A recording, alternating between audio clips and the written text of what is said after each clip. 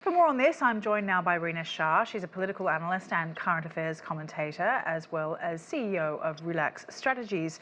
Thanks so much for your time, Rina. Now, Republicans are confident that they will take control of the House of Representatives, but Democrats are hoping they still have one advantage around how voters feel about abortion rights.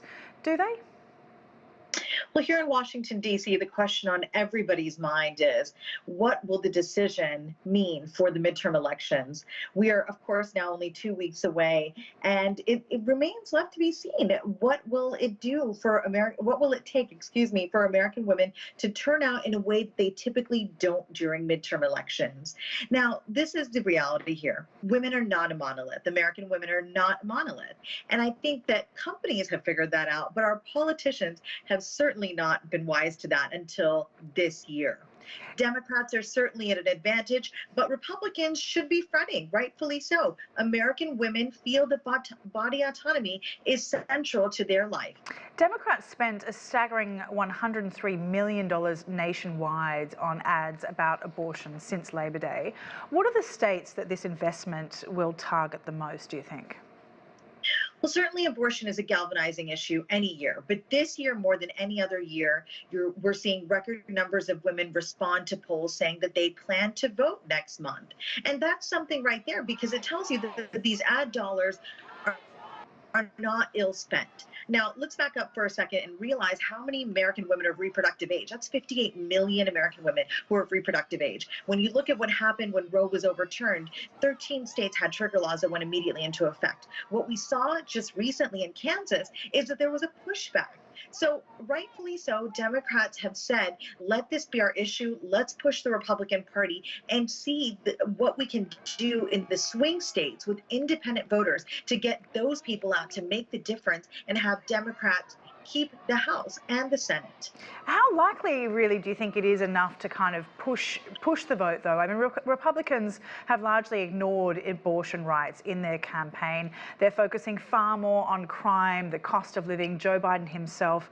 So is perhaps abortion for them not really a hot ticket? It's kind of been put to bed anyway because Roe v. Wade's been decided upon, and really what people care about is their own back pockets, their own backyard, and what's affecting them in their own families. It is true that the economy is front of mind, with global inflation still taking a toll. Here in the United States, we still see prices looking quite high on grocery store shelves for daily commodities. But look, data tells us that the Dobbs decision has made the vote swing towards Democrat in certain places. So Democrats are not wrong to think that this could be something that helps them with turnout. Turnout is everything during a midterm election, especially because the party in power is seen as a referendum on them. I think what we know right now is that there has not been a time like this for American women.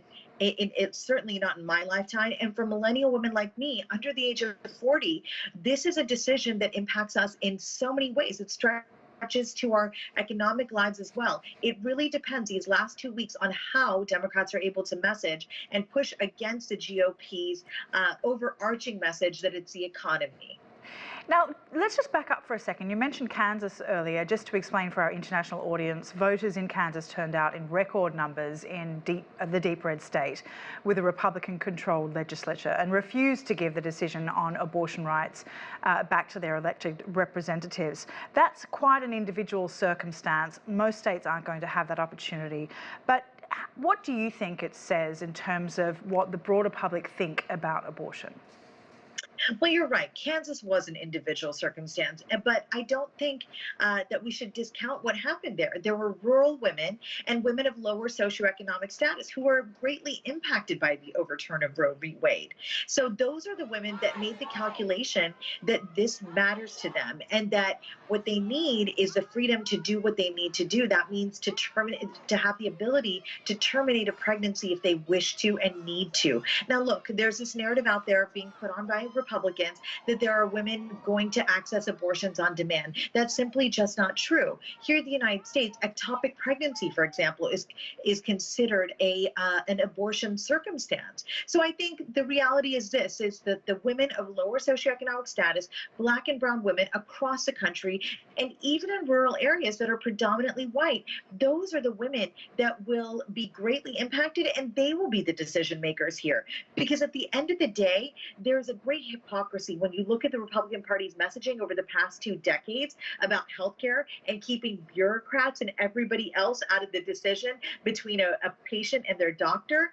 This decision, the Dobbs decision, tells us that the Republicans are certainly standing on very shaky ground. All right, Rina Shah, thank you very much, political analyst and current affairs commentator. Thank you.